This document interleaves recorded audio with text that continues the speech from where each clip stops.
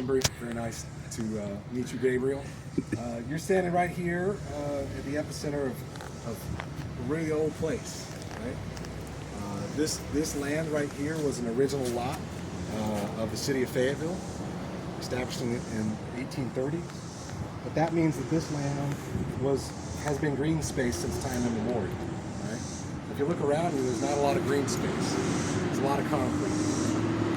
And across the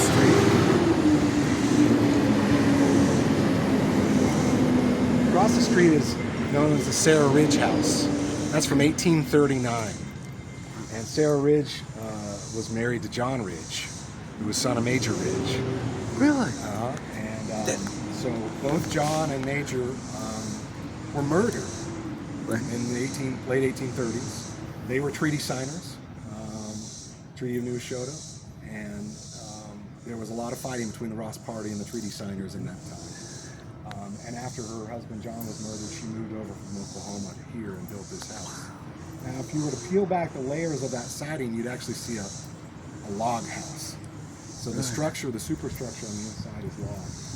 And yes, this was near the last stop on the Trail of Tears before that. So that house wasn't here when just a few years before. But a group called the Binge Party, Binge Detachment, named for John Binge, who was leader in the Cherokee Nation, brought about 1,000 folks through Fayetteville, then to Cane Hill, and then on to Tahlequah after that. And so the Trail of Tears came right through here. And if you think about the Trail of Tears, even those murders that happened shortly after that, I would consider that a part of the Trail of Tears, not just because it was on the route, but because, how sad would that be for Sarah? She moved here. She established a female seminary called the Fayetteville Female Seminary. Wow, I didn't know and their first 12 students were 12 Cherokee girls. So it's pretty amazing. It's a real deep cut of history right here. Wow, Yeah. I did not know that Sarah Ridge, that was Sarah Ridge's house.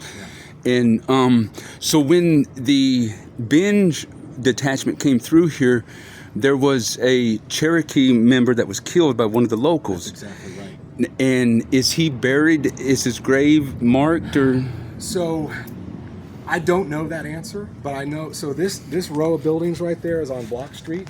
That was that on the other side. If you were facing it, on the other side, that was kind of where the general stores and all that stuff was. Okay. And I know that there was like a knife fight, that happened that there, right? and it would have been right there. So that it was. So you know a little bit of the details about that. Yeah, Okay. yeah. So was the altercation? Did it involve alcohol or? That's what I've read.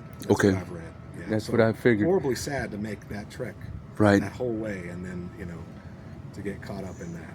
Now, one of the things that I was always interested about, they tried the local in the courts, but the detachments was supposed to be under Cherokee law, and so they didn't interfere with that. Or I don't know. I think my sense, and I'm speculating, but based on what I've read of history, I think that I would chalk that up to confusion of jurisdiction in general. Okay. Right? Yeah.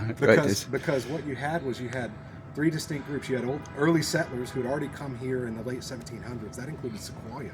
He came and lived in what became Arkansas as early as like 1807. And then the early settlers were moved from Arkansas into what became Oklahoma, the Cherokee Nation. But then you have the treaty signers, and they came over in 1835, 1836, and then you had the Ross Party and the Trail of Tears after that. So I think the notion is that the Cherokee Nation was aggregating itself back from being completely split I see. out east. Right. And I don't know what would have happened with respect to jurisdiction. I see. Now, one of the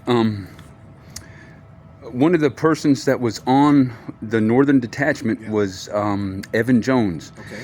And he was a Baptist missionary and they was going to adopt him into the tribe. But he said there's so much confusion, and so much blood right now. He didn't think it would be good. Yeah. So when the Jesse Bushyhead and Evan Jones route came through here, is there anything about Jesse Bushyhead or Evan Jones in this area?